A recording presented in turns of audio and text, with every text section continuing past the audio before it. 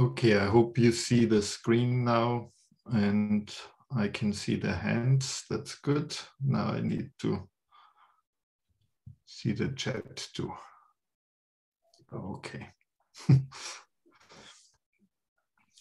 Good. So the idea for the lectures was really to focus on those aspects of early late Indian, early Tibetan art and the comparisons. And this is obviously one of my kind of key research areas where I worked most, based on the Western Himalayan monuments that I did my most of, or much of my early research on, in particular Thabo Monastery and Alchi. In this case, I decided to focus more on Alchi simply because there's some more recent work that I've done on that and a book on that coming out. And it is also more on this kind of crucial threshold from the transition of the public representation of from yoga tantras to the highest yoga tantras. Yeah, and that threshold plays a major role in the way I conceive of the development of Tibetan Buddhist art, and plays a major role in the different themes that I want to discuss. So they are all kind of linked in some way to that. And obviously, today's topic, the development of the mandala, is something that directly derives from that, because if you compare Western Himalayan monuments, early Western Himalayan monuments from the 10th to the 13th century, what you realize quite soon is that the mandala is not completely settled.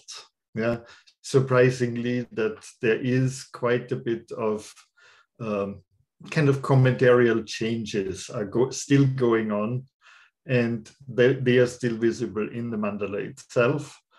And out of that, I developed an interest to look kind of further beyond the Western Himalayas and see what other aspects of the mandala would be relevant and what one can learn from that. And so today's lecture is really more about, what can I learn from a consideration of the development of the mandala parallel to the development of esoteric Buddhism, about early conceptions of the mandala. Yeah.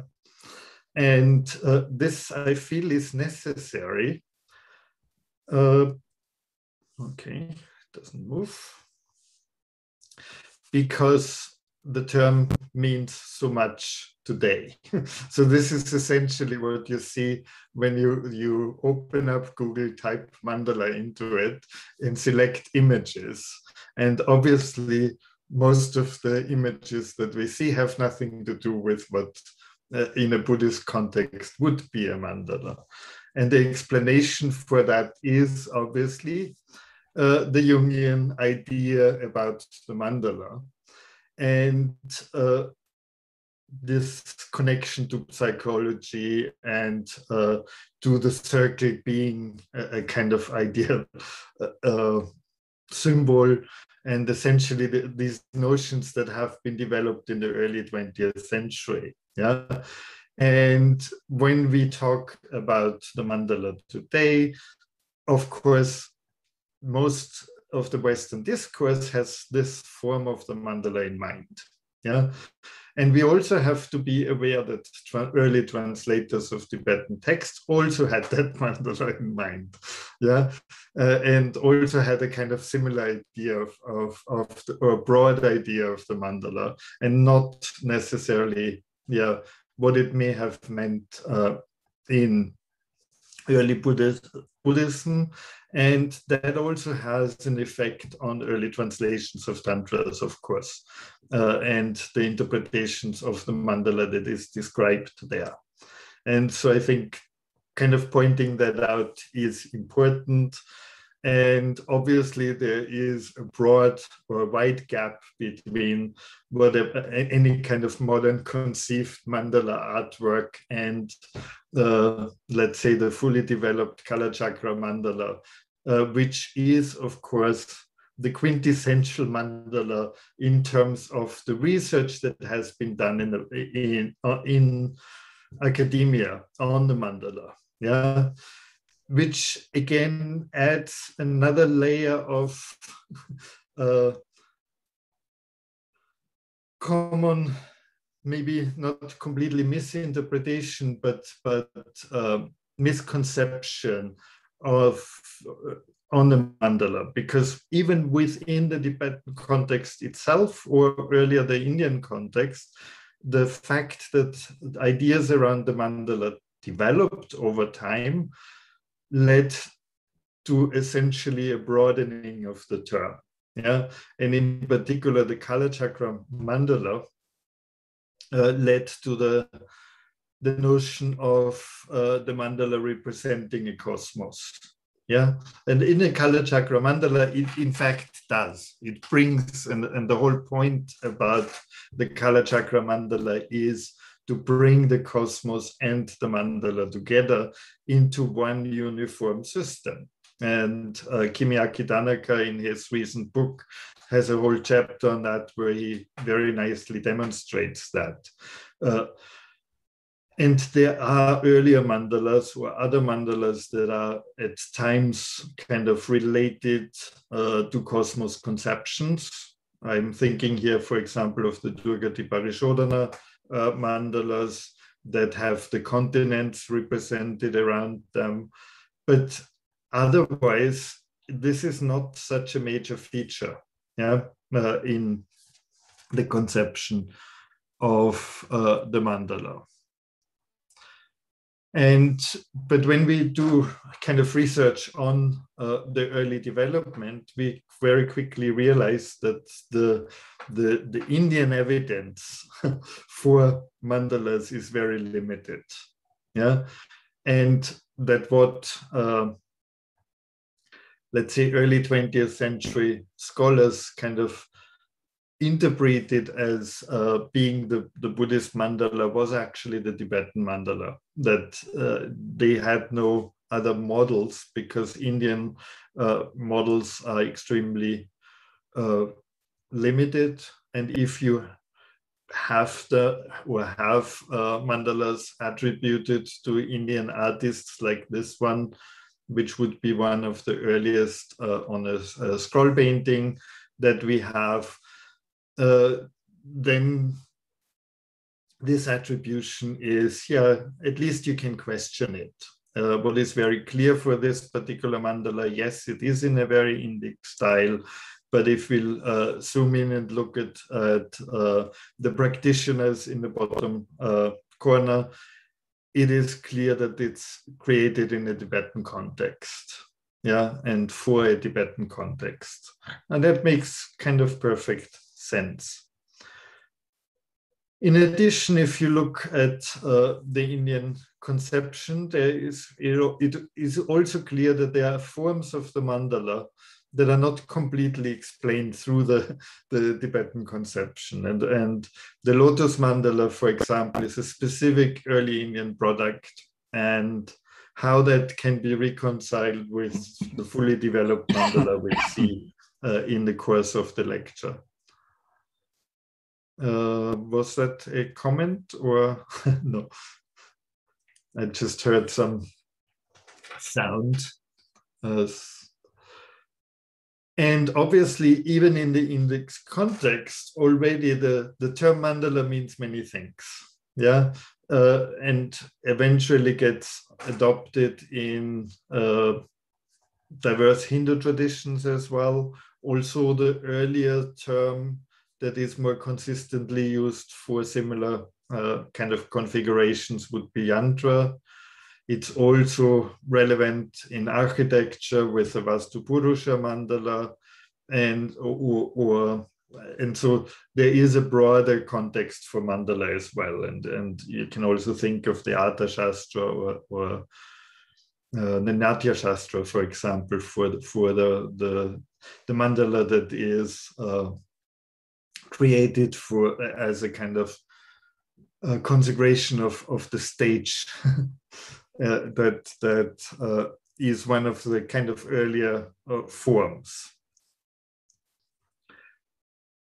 And so if we look at early examples, it's clear that there is a much greater variety in the way mandalas look like.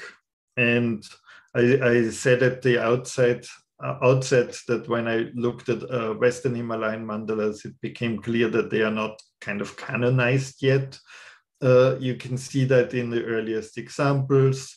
Here in Nako on the south wall, the Dhammadhatu Vagishvara Manjushri Mandala, we'll see that the palace actually projects the fire circle.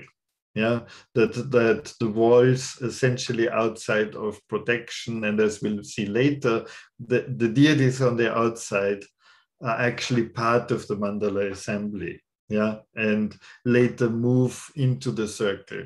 And so there is still there are still quite a number of interpretations that are visible. Equally, in this early representation of the Vajradhatu Mandala, the canvas is essentially projected by the mandala circle. Yeah, in the later Tibetan painting, that would never happen.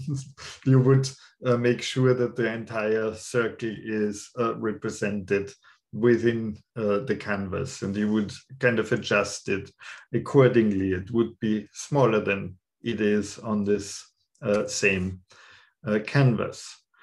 But more confusingly, when one looks at the East Asian examples, they don't have a circle around at all.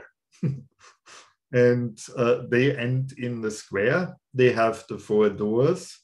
They have the protectors in the doors. But it's the palace essentially that demarcates the outer periphery of the mandala. And that is always important to keep in mind. And this seems is an indication, of course, that this is the earlier form, and it's the earlier form that we also have in Japan with the Garbhadhatu Mandala and the Vajradhatu Mandala. Yeah. One of my kind of early questions when I started out doing research on this kind of more broader issue was how can I kind of reconcile this fact that there is a square mandala in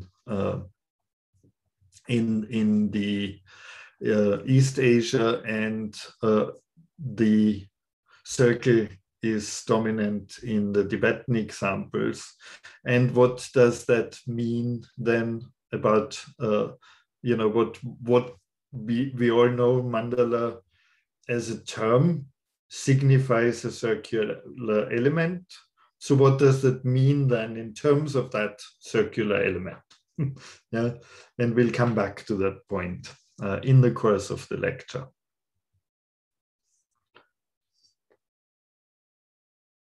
Okay, from the outset, I think what we also have to be aware that there is a kind of major theoretical problem that art historians have when researching mandalas, or more specifically, or more generally, esoteric Buddhism in relation to art. Yeah, and that theoretical issue is that there is an inherent contradiction between esoteric Buddhism, meaning a form of Buddhism that is supposed to be secret, yeah, and its depiction in art, or the depiction of elements of it in art, yeah, which of course usually means, or often, let's put it that way, means in the Indian context is that the depictions are very often essentially a generation behind. Yeah, if one wants to kind of simplify matters and take the Tibetan classification of the four classes of tantras, yeah, and kind of take those as a kind of historical development of the idea of esoteric Buddhist practice, then it usually means when the next Tantra class comes in vogue, yeah, the deities of the previous Tantra class can become public because they are not that secret anymore, because they have been superseded by new practices. And so in a way, the art historical evidence is always behind the actual practice element that is reflected through esoteric Buddhism.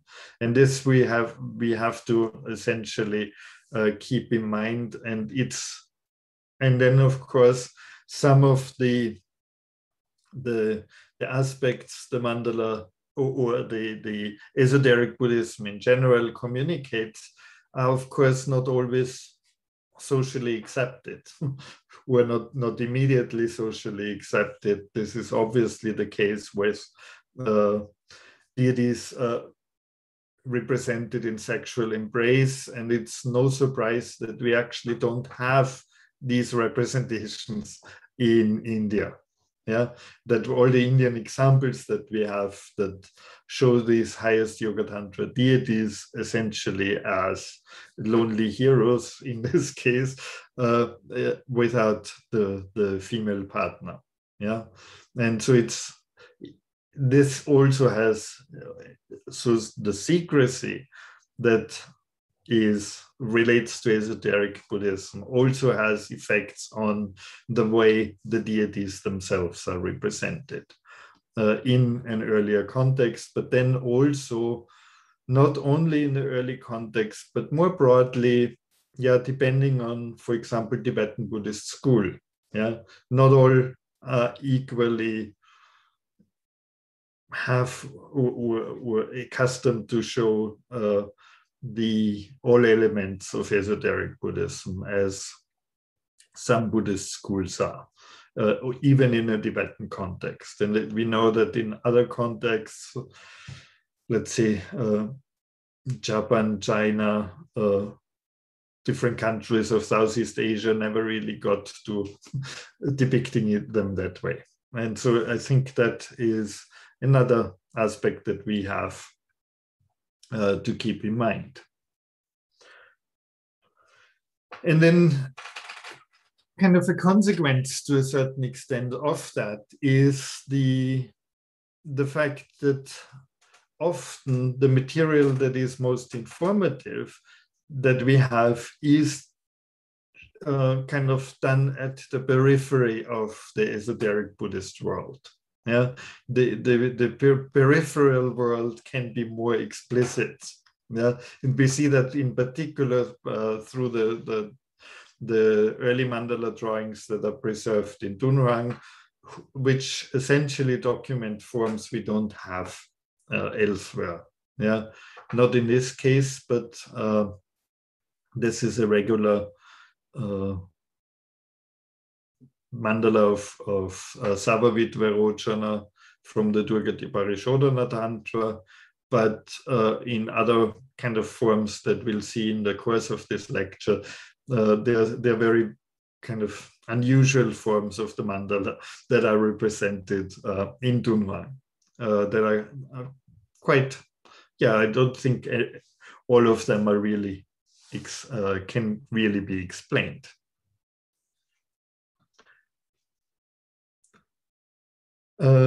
Yeah, and as partially mentioned already, there is also then the question that we have to always ask, are these artworks that we have today, are they meant as artworks as the first place, or meant as kind of for public presentation at the first place, or actually did they have a purpose that did not entail that? Yeah, and you could think of amulets and all other kinds of purposes for which a drawing like this one could have been made. Yeah. And this is again something one has to keep in mind. And even if, you know, a representation fully kind of qualifies as an artwork, you can still ask the question, was it public then or visible to everybody? Yeah, and as mentioned before, different schools have different policies towards that, and you see that very clearly from the monuments, where sometimes full mandala representations are common. In other cases, it's just the deities that would make up the mandala that are represented within the monument itself. And obviously what is most important then also is that each of these different mandala forms or expressions of the mandala are the result of oral transmission, yeah, and an oral interpretation of the respective tantra. Yeah, and in the Tibetan context, that is, of course, prominently depicted at the top of the canvas through the succession of teachers that transmitted that particular teaching. Yeah, and we'll come back to them in the later lecture. And so what you also have to keep in mind always when looking at the artwork, that between the actual tantra and the depiction, there is a commentary. And that commentary can be oral, and in early Western, for early Western Himalayan monuments and many early depictions, it may also not be preserved. Yeah, so in other words, there is a gap that you have to bridge in your interpretation from the tantra to the depiction. It also means that depictions, depending on the same tantra, can be interpreted differently at different times due to the knowledge of the respective teacher from his own tradition. Yeah, so what is particularly prominent in the area I do research in is, of course, that yoga tantras are interpreted through the commentary as from the perspective of highest yoga tantras. And we'll see an example of that at the end of the lecture. Okay, any questions so far? Not really. No. If you have, that's a good point to ask. Otherwise, we'll just continue. And if you look at early Buddhist tantras, what is clear, of course, is that the mandala first and foremost is a ritual tool. Yeah, and that fact that it is a ritual tool kind of defines much of what of its shape, and also some of the forms of the mandala that we know of, in particular the famous sand mandala representations. That it is a ritual tool is very explicit in the Dunuang drawings, yeah, where the ritual aspect is emphasized, and the correlation of the actual ritual mandala, as I call it in this case, with the deities has not happened yet. Yeah, and you see in this drawing there's a big emphasis on all the ritual implements and the offerings that are needed to be placed around the mandala. And so that's an important aspect. And some Dunuang drawings are completely explicit about the ritual content of the mandala. And this is, of course, typical for the earliest form of esoteric Buddhism, like Dharani practices, but also then what would be a kind of Charya Tantra, that they are often not performed for spiritual gain, but more for secular purposes as well, for healing purposes in this particular case. Because when we look at more detail at this particular painting, it becomes clear that this whole ritual's function is to drive the demon out of the sick person that is also represented just opposite the ritual specialist. It seems to have a stomach problem, the way he is represented, and the figure with the knife blades in its body is obviously the sickness that needs to be driven out. And so it's quite explicit that in this particular case, the ritual mandala was used for this particular purpose. Yeah, but we wouldn't know that if these additional representations wouldn't be there. And yeah, often then in early Tibetan painting, and still at the time when Alchi was painted in the late 12th, early 13th century, we have the mandala represented, or the ritual mandala represented among the implements. Yeah, so this kind of ritual aspect directly transfers into the Tibetan tradition, and in particular, it transfers in the form of temporary mandalas, like the sand mandala, that are constructed.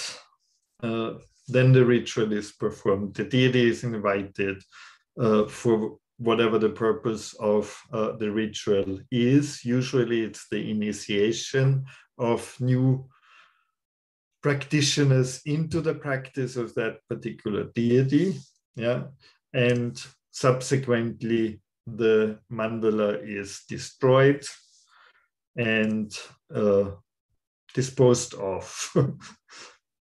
and we have to think of the, let's say, 99.9% of all the mandala practice in India probably was something temporary, yeah, that disappeared again. And kind of ideas that you shorten that when you do a mandala, a practice actually involving a ritual mandala more often, that eventually there are kind of shortcuts that you use, essentially a permanent painting or drawing for that purpose, that only comes up gradually. Yeah, and so this ritual aspect is extremely important, and it kind of explains why the mandala, or the most important mandalas at the most important initiations in a Tibetan context, are still made of sand and are still kind of only temporary.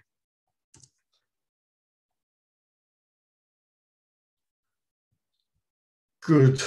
What then the research in the mandala also explains in early representations, also explains that, or we can talk about it differently. If you think about how do you then kind of recognize esoteric Buddhism in India when you don't have the mandalas represented, the way, of course, you can do that is by looking at the deities that are represented. And if you can connect the deities that are represented with particular practices involving a mandala. Yeah, that would be kind of my definition of when I can say that deities actually represent the mandala. It would be when you can connect them to a mandala practice through the diverse sources that we have preserved. And this would, of course, then also define what would be the earliest that you can kind of identify. With the 5 Buddhas, it's fairly clear. Here we'll have a representation of Ratnasambhava on the stupa. where the four secondary Buddhas are represented around, and obviously that relates to the 5 Buddhas of the Yoga Tantras, and in principle you can say that stupa represents or is connected to practices that refer to mandala practices, and it's a kind of abbreviated mandala assembly, if you want. If that stupa is then itself to be interpreted as a mandala, that's another question. That is something that is discussed by many. But I think you have earlier configurations that make clear that they are related to mandala practice, and that is particularly when you can recognize that the composition that you have, as here in cave 11 in Ellora, is connected to this concept of 3 families. Yeah, because the 3 family concept again comes out of early esoteric Buddhist texts, particularly, surrounding the Manjushri Mula Kalpa and other sources. And so if you can actually see that in the depiction, then you could kind of claim that these may well represent the mandala assembly. And it's no accident that out of this, the earliest, what I would call the earliest mandalas, stem, namely this representation of a Buddha surrounded by the 8 great bodhisattvas. But let's go back to the 3 families. They, of course, consist of a central Buddha, flanked by a bodhisattva representing the lotus family and standing in for passion, and another bodhisattva representing the Vajra family and standing in for power, so to speak. Yeah, and that would be an early form of connected to early esoteric scriptures. And if we look at this particular 9-fold grid of the 8 great bodhisattvas surrounding a central Buddha, what we can recognize is that those on the central plane, so to speak, on the central level, are Avalokiteshvara, the Buddha here in meditation, and Vajrapani, in this case, the Vajra standing on the lotus, as is, or on the blue lily, actually, the Utpala, as it is kind of most common for representations in Ellora. Yeah. And that these, so to speak, define how the grid arrangement has to be read. Yeah, and you can kind of define this as the earliest mandala, and that this is correct. You can see by the comparison to this one, because that's exactly the same configuration. Yeah, in this British Museum piece, except the Buddha type is a different one. Now it's earth touching, but in these kind of 3 family concepts, the actual representatives of each of the families can change. Yeah. And I think what's also important with the 3 family concept is that they, of course, the qualities of that the deities represent, that make them part of a family. Yeah, it's the qualities that define that those work against delusion, passion, and aggression, which are, of course, the 3 poisons that keep beings in samsara. And not accidentally, the 5 Buddhas then contain the 3 families in their central kind of east-west axis. Yeah, so you would have Amitabha above, the Buddha in the middle, Vairocana in the middle, who kind of replaces the Buddha family, and Akshobhya in the east at the bottom, who replaces or represents, still represents the Vajra family. In this early representation of the 5 Buddhas in She, we also have this kind of hierarchy still preserved, where the link back to the 3 families still preserved. Namely, the central triad, so to speak, would be the 3 family triad of Buddhas, representing those 3. And then on the outer periphery, you would have Ratnasambhava and Amoghasiddhi. And as you can see, Amoghasiddhi's gesture, not the usual one, but the vehicle makes it clear that this is what is represented here. And so you have a clear kind of lineage in that respect. Now, if we come to the 5 Buddhas, of course, one complication there is that the configuration of, let's say, a central element surrounded by 4 Buddhas is, of course, known earlier and precedes esoteric Buddhism. We have it in the Suvarna Prabhasa Sutra, and we have it in the Avadhamsaka Sutra. And it's quite probable, and I think this nice drawing from Kimiyaki Tanaka shows that nicely, that there is a connection between these ideas. That essentially late Mahayana ideas or full Mahayana ideas with Buddhas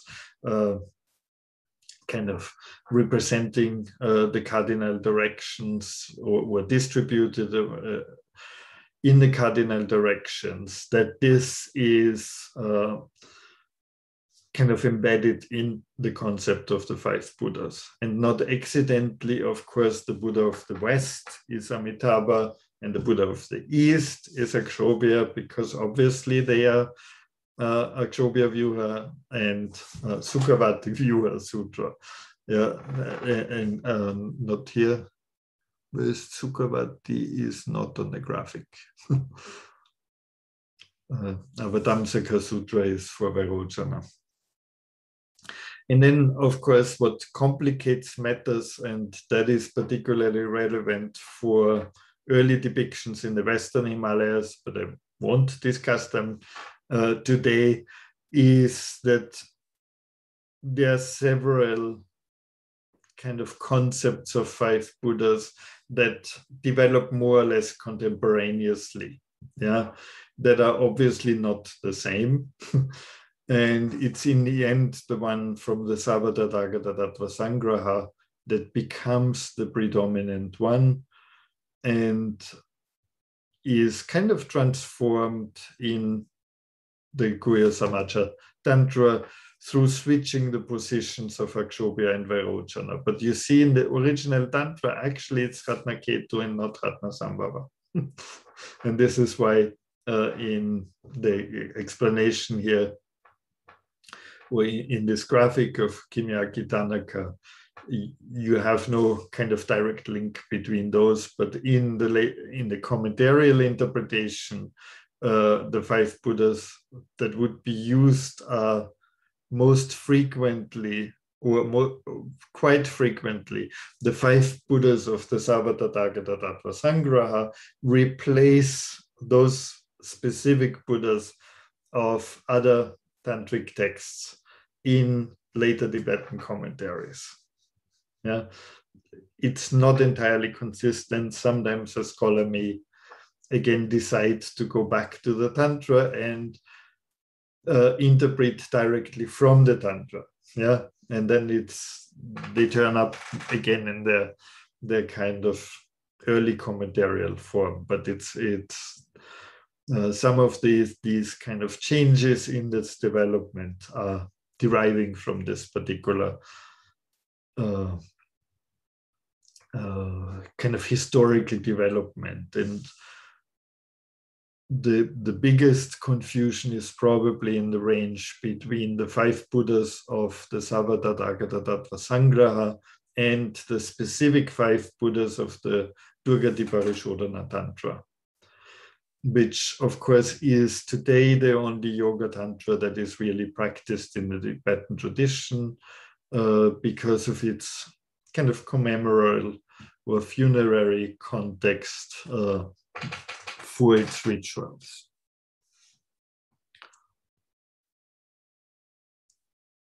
Yeah, and obviously then a stupa with the 5 esoteric Buddhas is clearly to be identified as an esoteric stupa, so to speak. Yeah, and it can't be like 4th century as Peshawar Museum actually in its label proposes, because that concept wasn't really known, but the Buddhas are clearly identifiable and they are kind of placed in the correct succession around the stupa. Here it's clear these Buddha representations at least most likely refer to the Savadatagadata Sangraha. In most of the Dunhuang drawings where the 5 Buddhas are identified or paintings, it is clear that the assembly refers to the Durgati Parishodhana Tantra. And this is most obvious through Buddha Ratnasambhava, or who in this case I think would be, it's not Ratnaketu, let me check. Oh, it is Ratnaketu, yeah. So who in this case would be Ratnaketu is represented blue. Yeah, and it's this blue color of the Southern Buddha that really helps to define the context and or the origin. And also very often the Eastern Buddha, Akshobhya, or in this case of the Tantra, Savadurgati Parishodhana Raja, would be white. Yeah, and so even in the Tibetan context, if they replace it with a more standard iconography, if not all sit in meditation holding their family attributes, then I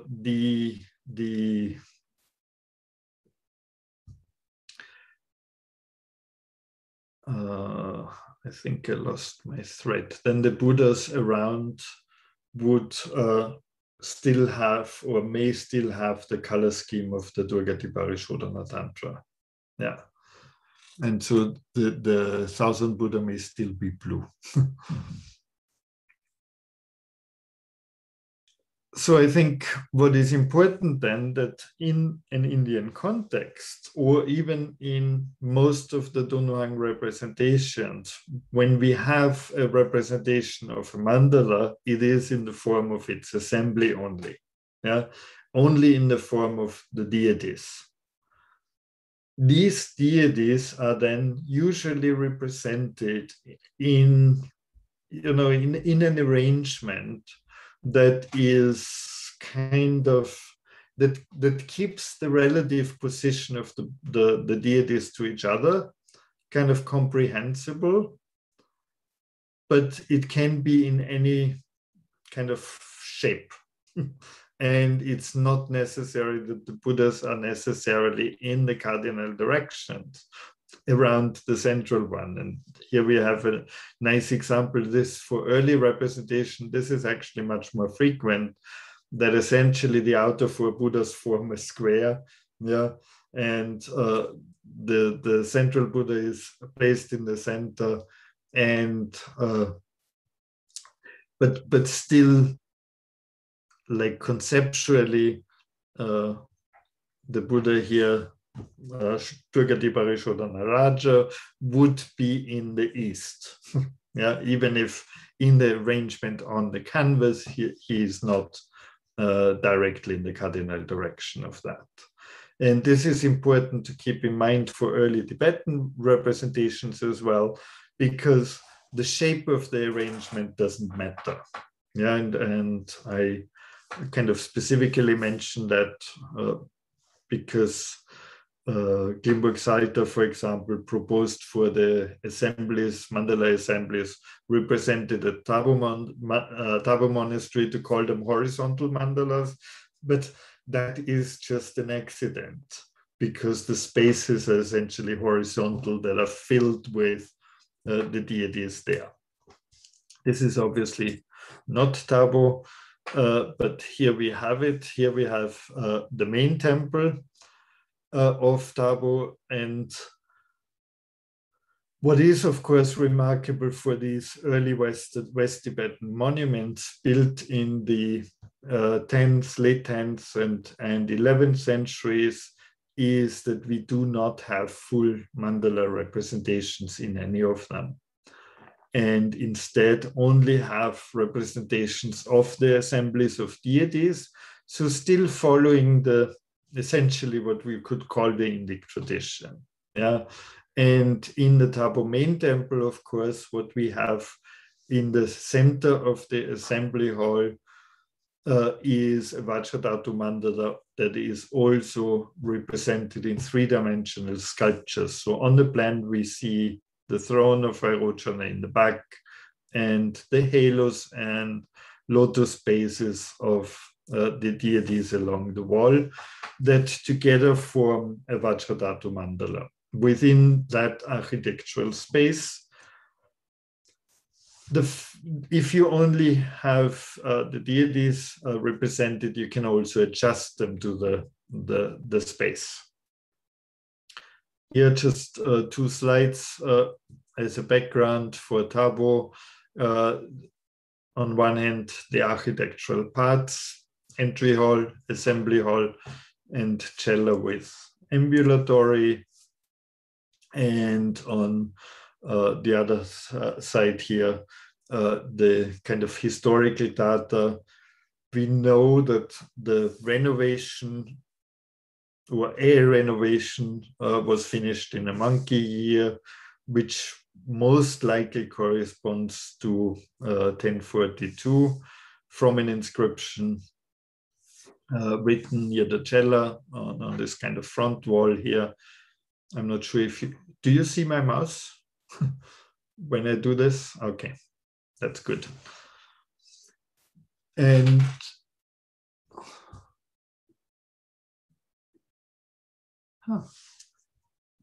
this just reminds me, what do you actually see? Do you see the whole screen? No. Or do you just see the slide? Just the slide. We see the slide, but we also see the mouse when you... yeah, no, it just occurred to me. Usually I have a green border around it and it tells me what you see, but not now. Okay, thanks.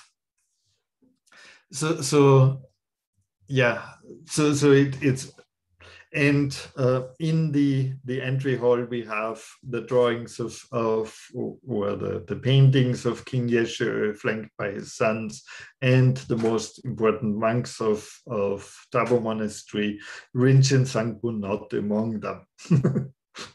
Yeah, so even if in terms of time frame, he would be perfectly suited to be the founder of or involved in the foundation of Thabo Monastery. Thabo itself doesn't actually provide the evidence for that. But it's very clear, and that's how I interpret Thabo today, is that it's a state monument, it's a state temple, and it essentially follows the state's conception, and especially Yeshe's conception of, and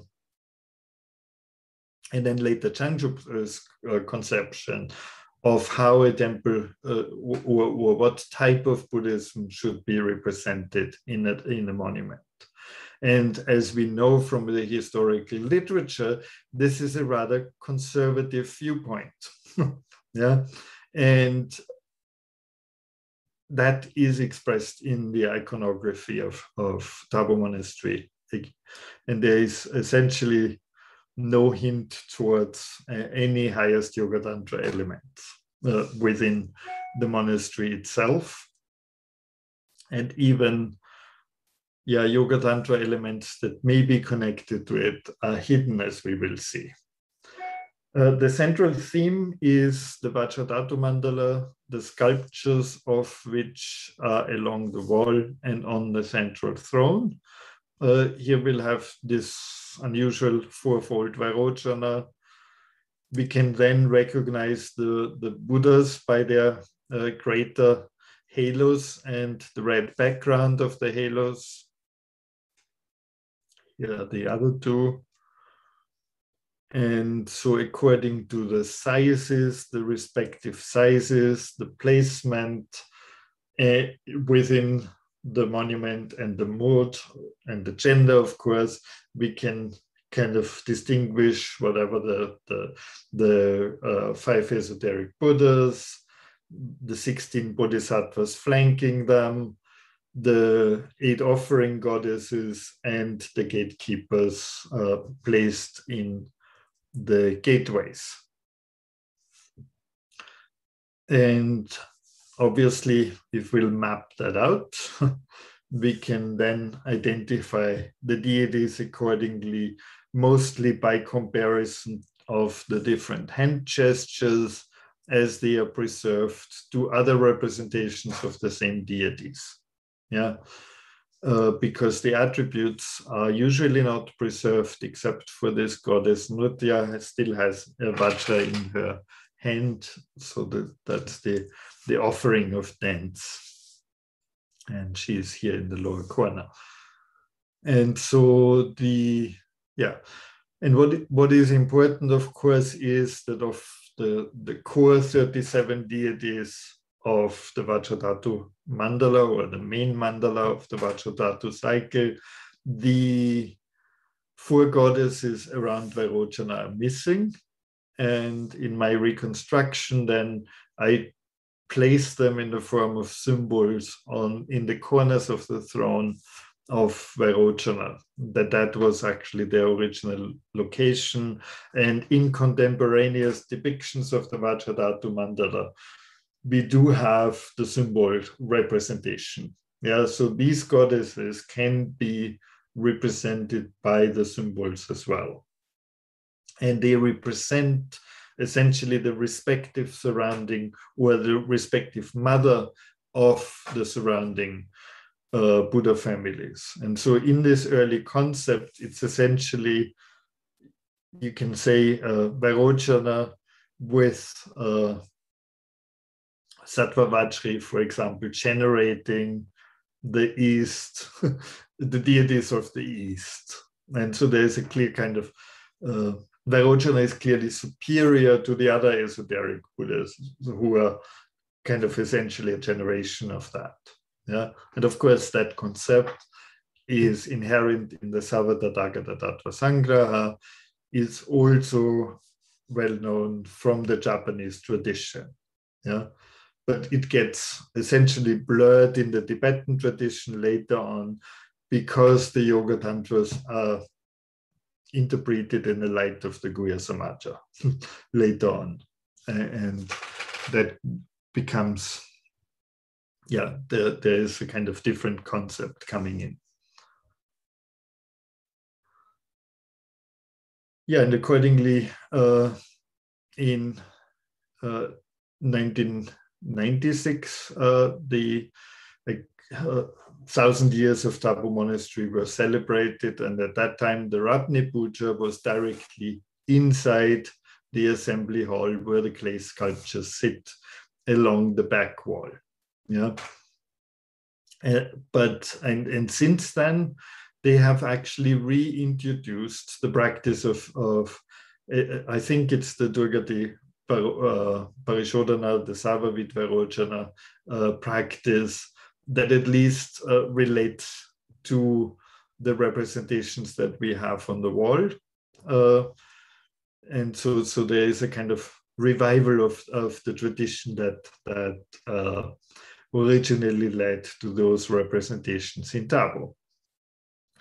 But in kind of more recent research I did that is not published yet, I realized that actually the second mandala that is probably even the main mandala of Thabo, but it definitely is of great importance, is the Dharmadhatu Vagishvara Manjushri Mandala.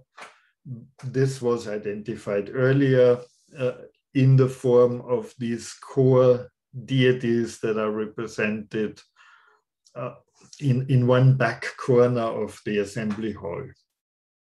What I found out is that instead of just 8, 16, 17 deities that are represented there, that actually all 120 deities of the mandala are represented, but they are spread throughout the assembly hall.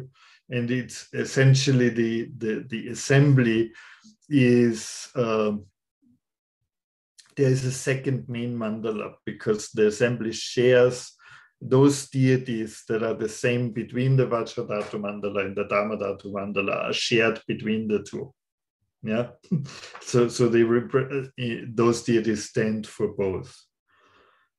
And the clue for the identification where the goddess is represented between the different clay sculptures in comparison to representations in other monuments, here the Alchidukang, because they are fairly unusual and distinctive. They represent the different qualities of a bodhisattva, kind of distributed in groups of 12 in the middle circle of the mandala, and hold the family attribute, which in this case would make her a Vajra family deity, and then a distinctive attribute that that identifies the goddess. Yeah, and so the goddess here is Dhamma Mega Bhumi. It's, I think, the 11th of the 12 bhumis that are represented. So these are personifications of the usual 10 bhumis, plus 2, and Dhamma Mega is one of them. These additional 2. Dharma Mega, of course, means Dharma cloud. And so you have a book and a cloud represented in both depictions. Yeah, and kind of depictions like this then made clear what the origin is. Then one just has to figure out how they were arranged.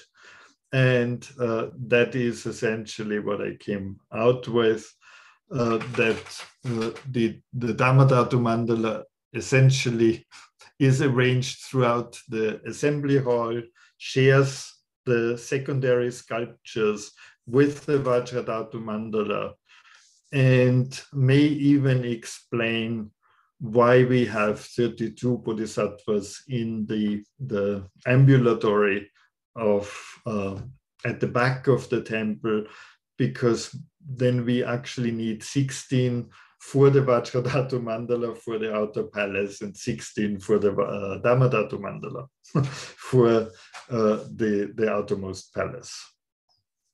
And so it's actually an extremely sophisticated program. But what it also makes clear is that there is a certain secrecy surrounding the Dhammadhatu Mandala. Yeah, that no, that it's absolutely not obvious. And it needed us a long time to actually realize that it's there in its entirety, and it actually is essentially co-identifying, or it is built into the concept in the mid-11th century renovation for the entire decoration of the monument. And part of the reason may be, for that may be that the Dhammadhatu Mandala includes the concept of the Buddhas and their consorts from the Guhya Samaja Tantra. Yeah, and we know that Rinchen Sangpo built at Ratni a temple with the Guhya Samaja deities, of course not in Yabyum, so not in sexual embrace with the partner, but they build, but they are still there. It's the same time, they're stylistically the same time as Tabo, and my kind of hypothesis now for the prominence of the Dharmadhatu Mandala in the Western Himalayan monuments is that it essentially is the closest they can get with public depictions of the actual highest Yoga Tantra practices that they may practice. Yeah, and it's no accident then that it's always in the kind of second most important position within the monument. So usually if you have the Vajradhatu in the niche on the main side, on the main wall, and then immediately to the side of it on the left wall when you look towards it, or to the proper right of the main subject, is the Dharmadhatu Mandala.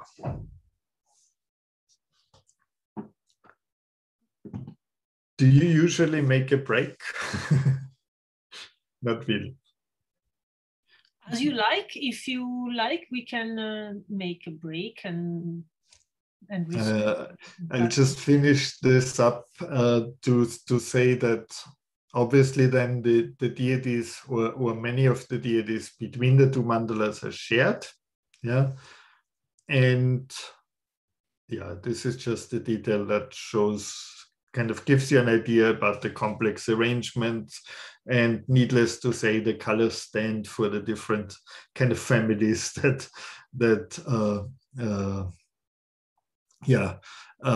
represented in the respective quarters of the monument. And here we have the protector deities, another comparison that shows the linkage and the identification of that particular mandala at Tabo. Okay, we'll begin or continue with the habitation then. So we'll talk about the inhabitants, the mandala assembly. The habitation then would be the Mandala Palace. And I think I already indicated that there is a kind of complex development with the Mandala Palace because it's originally just a ritual space. Yeah, the ritual space into which the deity has to be invited. And we see that in early representations. And this one is actually a detail of the Dunoang painting that you have in the Musée Guimet, that shows the 5 Buddhas from the Durgati Parishodhana. And underneath that, you have the actual ritual mandala.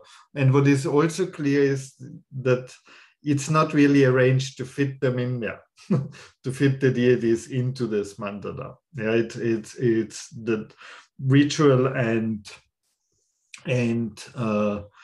mandala assembly, or the ritual mandala itself and the mandala assembly may not converge.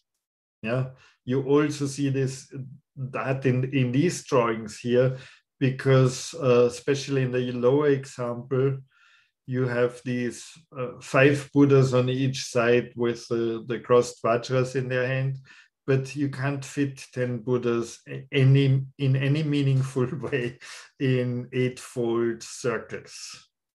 Yeah, it just doesn't work consistently. So it's very clear that the shape of the ritual mandala and the way or the placement of the deities haven't completely converged. Yeah, and in some Dunoang drawings, they may represent completely different forms of mandalas.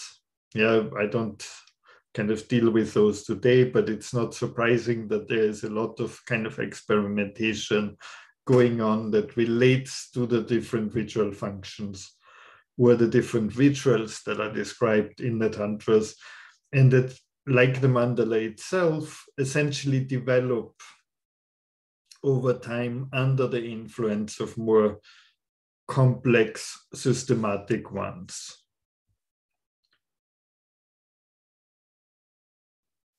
And so the full development of the Mandala Palace, as we have it in the Tibetan tradition and in some of these earliest examples of the Chakrasamvara Mandala that we have seen earlier, or this one from the Met, is essentially commentarial. Yeah, it's nowhere in the Tantra, it's already a commentary. And it's usually a commentary that picks different elements from the Mandala Palace as they are described in different sources and brings them together to one common one. Thereby the shape, the outer shape may be defined, but also may kind of, be individually chosen. Yeah, as Buddha Guya in the 8th century says, the mandala can be a stupa, it can be a palace, and so on. So it can have, or the Mandala Palace can have the shape of a stupa, the shape of a palace, and so on. And so there are different options that the commentator has in terms of the shape of the palace itself. This particular one that was used in this mandala exhibit of Martin Brown obviously took the stupa shape as a model with the dome above the palace. Yeah. And the Kala Chakra Mandala in this case also is distinct because it has its own kind of distinctive architectural shape and its distinctive doors with these 3 levels, with 3 openings each, that makes it easily recognizable.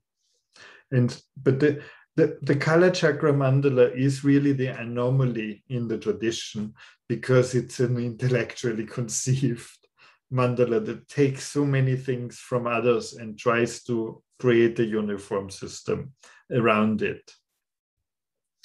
But it also has became then later the dominant mandala in the Tibetan tradition. And so far about the habitation. Of course, now we have seen a lot of examples where the mandala is essentially ending in a square. Yeah, in a square palace, and especially in the East Asian examples, we also have that seen here in the ritual mandala. This, of course, begs the question, what's the circle then? And the only that the term mandala refers to, and the only circle it can actually be is the central circle. Yeah. It's the central circle, the central lotus, the central wheel, whatever is in the center that kind of coincides with the core deities of the mandala. And that is actually what the term mandala refers to. Yeah. And so that's very important to keep in mind that it's not the outer circle, and it's not the overall shape. And we learn that from the development of the mandala in this early development of the mandala. The shape of the central circle also defines the ritual purpose, and that, of course, we have indications of that in the early drawings, where there is a clear kind of, move towards more wrathful ritual. If you look at the way the circles or fire circles become more and more prominent in these examples. But that is, of course, then systematically kind of continued in the Tibetan tradition through these different mandala or altar shapes. Yeah. And so in a way, an altar shape is a continuation of what I would call the ritual mandala. Yeah. And depending on the shape of the center, it serves different purposes, from pacifying, enriching, subjugating, or destroying. Yeah, and of course relates to the respective deities. Once we realize that it's the central circle that is crucial to define the mandala, we also understand better why there are lotus mandalas in the Indian tradition, and that a lotus mandala as such already represents the full mandala with a deity assembly and a habitation, but the habitation is not the palace, it is the bud of a lotus. And it's the bud of the lotus that has the same function as the palace, because the function of the palace is essentially to seal off the sacred space or to cordon off the sacred space, and the bud or the lotus petals do the same. Yeah, and of course, in this case, this is also kind of symbolized and signified by the fact that you can fold it up, close it, so that the deities are not visible anymore when you don't actually ritually use it. And so early representations like this in Dunhuang also emphasize only the central circle, yeah, and indicate that this is the most important aspect of the mandala. In the Tibetan tradition, of course, we notice a certain development more on the outer periphery. This is now a drawing from the Naku mandala that I showed earlier, and I pointed out that the deities left and right of the mandala are actually part of it in the later tradition, because they essentially move into the outer circle of the mandala itself. And this is just the development or different commentarial interpretations of the mandala from Naku, maybe first half of the 12th century, to Sumda Chung in the early 13th century, yeah, or Alchi Dukhang as well. But what in the end necessitates a circle is the Kala Chakra mandala, a circle on the outside. Yeah. So in principle, if you read, let's say, the Savadatagadha Tattva Sangraha, the mandalas that it describes don't necessitate a circle on the outside. In the case of the Durgati Parishodhana, they do indicate that the different realms of rebirth and the continents are outside the palace, but they don't necessarily indicate that it has to be surrounded by a circle. Yeah, and very often when you check the translation of Vedanta, and the terminology that is originally used, you'll realize that the circular element that is read into it is an interpretation. Yeah, and it's an interpretation that is influenced by the later image of the mandala itself. Yeah, but the cosmos necessitates the circle on the outside, because the Kala Chakra mandala essentially merges with the Kala Chakra cosmos, and the Kala Chakra cosmos builds on these circular discs of the elements. Yeah, and these circular discs of the elements become very thin rings surrounding the Mandala Palace. One hardly can see them here. One can see them a little better here, the differently colored rings that surround the mandala. And so by the time the Kala Chakra mandala was essentially formulated in its complete form, let's say late 10th, early 11th century, it's clear that the mandala has become circular, or had to become circular in its periphery as well. Yeah, and that, of course, influenced the conception of other mandalas, because in the kind of late 11th century, we'll have the Vajravali, the trilogy, essentially written, and that takes the color chakra mandala as the main mandala. Yeah, and so when Abhaya Karagupta writes the Vajravali, Nishpana Yogavali, and Shodhya Manjari, these are the three kind of complementary texts. The Vajravali describing the mandalas, the Nishpana Yogavali describing the deities, and the Shodhya Manjari describing the rituals. He takes the color chakra mandala as the model. And so it's the color chakra mandala that defines the shape, partially also the rituals, and the appearance of other mandalas. And that's what happens, of course, then very strongly in the Tibetan tradition. And we see that in the earliest kind of painting set of the Vajravali that we have preserved, that of Lama Dampa,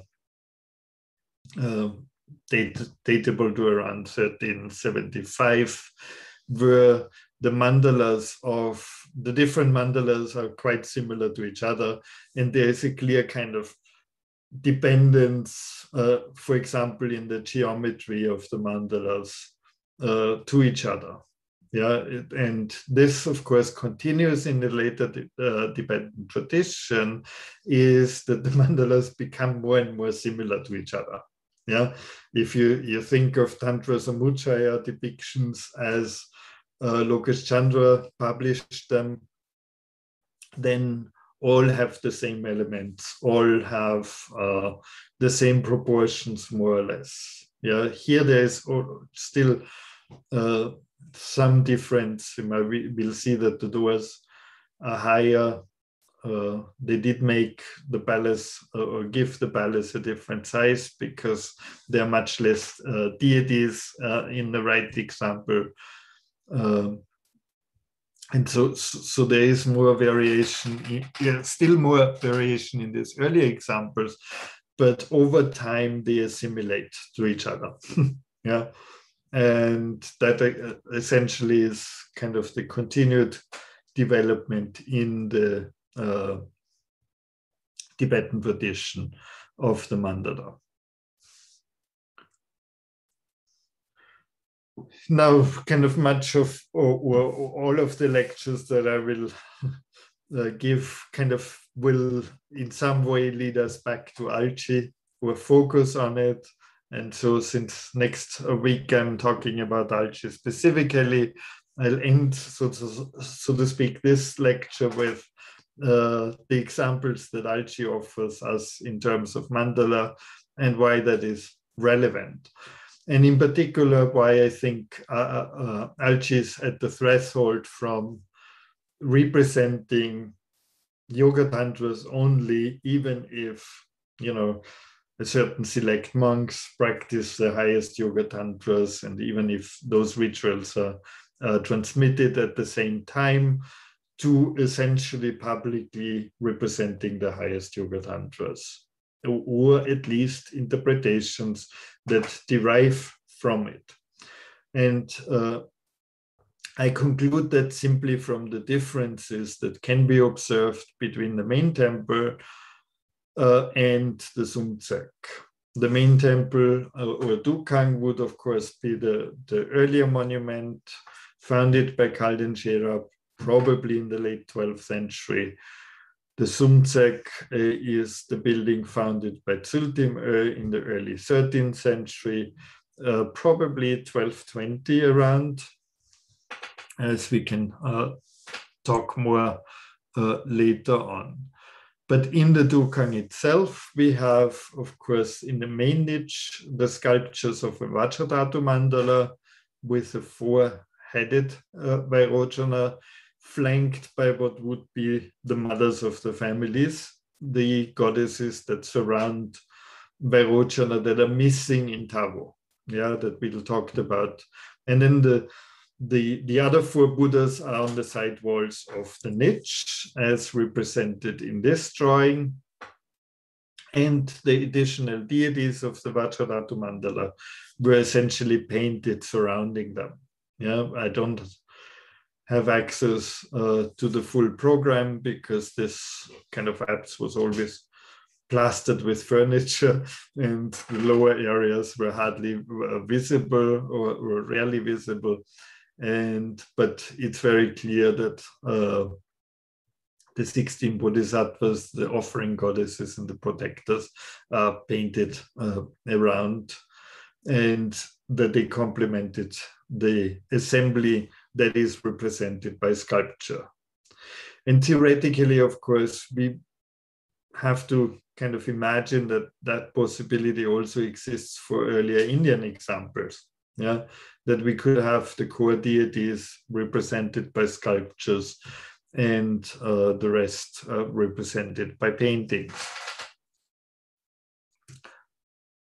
So we don't actually know how this would have been displayed like in a wall painting at the time of the Dukang, but what is clear from the configuration is that the 4 goddesses surround Vairocana as they do in this early example of the Vajradhatu Mandala, where they are also the symbols of the families in the corners. Remember, it's probably hard to see for you, but you can believe me, there are traces of these 4 symbols in the corners around Vairocana.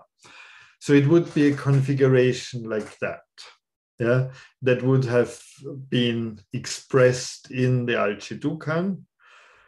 While in the Sumtsek, the same mandala is represented like this. And obviously there are big differences. And the biggest difference is that these 4 goddesses that are in the corners here move into the corners of the central square. And that one of them takes on the color of the main Buddha. Yeah, and so we have one goddess holding the wheel, also has the attribute of the Buddha, the wheel, and not the Vajra. Yeah, and the next one is yellow, the next one is red, the next one is green. That means the other goddesses are directly associated with the Buddhas to their side. And Akshobhya in the east has no associated goddess. Yeah, and so what this expresses is essentially the implementation of the consort concept of the Guhya Samaja Tantra onto the Yoga Tantras. Yeah, that now the goddesses are interpreted as the consorts of the 5 Buddhas rather than their mothers of the surrounding Buddhas, yeah, with the effect that I have only 4 goddesses for 5 Buddhas. And that kind of distribution of those 4 goddesses depends on the commentary again. And so there are different commentarial traditions around that. And so, yeah, that kind of, and that's a distinction between the interpretation of Kalden Sherab in the Dukang and Tsultimö in the Sumtsek, and it is just one generation at the same place. Yeah, and of course, Tsultimö famously takes refuge to Drigungpa on the gallery of the 3rd floor of the Sumtsek, where the last teacher depicted is Drigungpa. Drigungpa is the founder of the Drigung school, representative of essentially the so-called new schools. And it's the new schools who in Tibet, that is the Sakya and the Kagyu schools, who in Tibet essentially promote the highest yoga tantras and their public representation in the end, or justify their public representations in the end but even that should take at Alchi itself almost another century until, or depending on what chronology one assume, even a full century until the Lakang Soma, where the deities are then fully represented with their consorts in sexual embrace. Yeah. While what is clear in Alchi is that it follows the earlier Western Himalayan tradition as it has come down from Tabo still, and that it wasn't aware of the Vajravali, so that the Vajravali wasn't used in any form, or there is no indication that the founders of Alchi actually knew the Vajravali in terms of their interpretation of the mandalas, or even their neighbors at that time. So it didn't actually play a role at that early stage. There is another mandala where we can see the different interpretations, that choices that are taken between the Dukan and the Sumtsek. That is what I call the Namasanggitivatradatu Mandala. That is the Vajradhatu Mandala that is now not based on a commentary on the Savatadagata Tattva Sangraha, but on a commentary of the Manjushri Namasanggiti. Yeah, and that commentary was probably, yeah, I'm not sure entirely which of the commentaries, or if any of the commentaries we have, and which one the source would be. But these two mandalas, despite the fact that they have different central deities, are the same mandalas. Yeah, and in one mandala we have the fourfold or four-headed Vairocana with Bodhiagri Mudra, as is typical for the Vajradhatu Mandala. But all the secondary deities, except for the 5 Buddhas, hold swords. Yeah, in addition to what would usually be their main attribute. So here we have Vajrasattva. He has a sword in the right hand, which became his main attribute, and he has a Vajra in the left. Yeah, and of course, usually he would just hold the Vajra in the right, or maybe Vajra and bell. And the sword here is an indication that it comes from the Manjushri Namasanggiti, and that all of them are kind of emerging from Manjushri. so essentially representing wisdom in that aspect. And so the sword is an indication, and it allows us as viewers of those mandala, of that mandala, to differentiate a general or a standard Vajradhatu Mandala from a Namasanggiti Vajradhatu Mandala. If those deities wouldn't hold the sword, we wouldn't be able. Yeah. In the Sumtsek, in contrast, the central deity is different. It's 4-faced, 8-armed, and in its 8-armed, so 4 faces we had, but 8-armed we didn't with the Vairocana. And in the 8 arms, 4 the 4 right hands hold the sword, the 4 left hands hold the book. Yeah, which are of course the standard attributes of Manjushri. And this form of the deity, as kind of Anthony Tribe has also shown, is essentially called Manjushri Adibuddha, or it's called only Adibuddha actually in the text, in the Manjushri Namasanggiti. And it's the deity that the practitioner has to visualize emerging from the heart of Vairocana, yeah, in his ritual practice. And it represents a form of Manjushri that is essentially incorporates all the 5 Buddha families. That's not completely expressed in this particular depiction, but other depictions have even 5 heads. Sometimes the heads are in the colors of the surrounding families. Yeah. And it may even have 10 arms to represent all 5 Buddhas properly.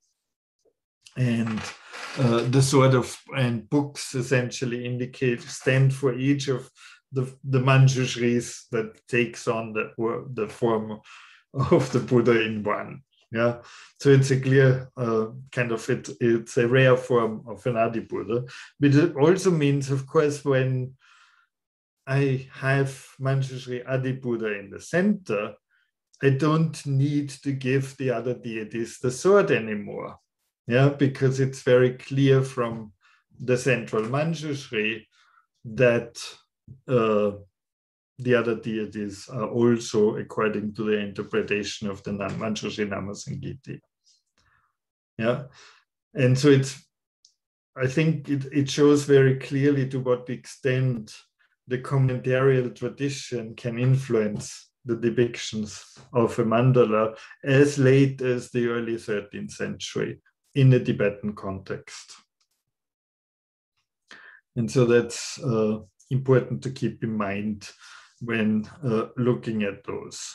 And then as a nice kind of endpoint to this, I can also show that if we compare what would be the presumed mandala, original Bachata Mandala shape in the Alchidukang, that the geometry of that is different from that in Mangyu.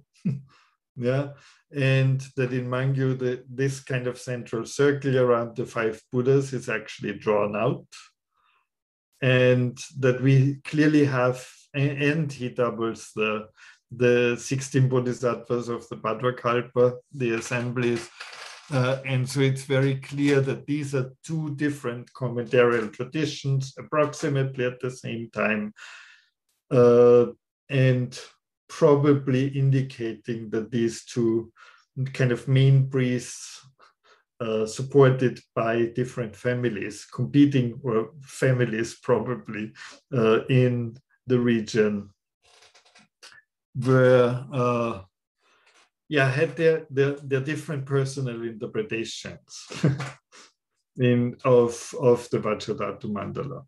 And so the same is true, for example, with the Trailokya Vijaya Mandala in Mangyu, is of a different tradition than that of Aichi. And so I think that those are kind of shows the ritual or the regional variations of the same subject that is still possible, just depending on the respective commentator. What it also makes clear is that the Tibetans that made those mandalas still had a great influence on they weren't depending on one of their masters, like whatever later the Ngor tradition would depend on Ngorchen, or the Geluk tradition would depend on Tsongkhapa's interpretation and the commentaries on that. That's not there yet. Yeah, there is no kind of authoritative transmission. Or in between, it would actually be Abhayakaragupta, who is taken kind of most seriously. Okay, we can end here with a little quote from one of the Doha treasures that Matthew Kapstein translated, that essentially always reminds us that the mandala is just there for a ritual purpose. And I think we should keep that in mind, and its relation to the actual practice. Thank you.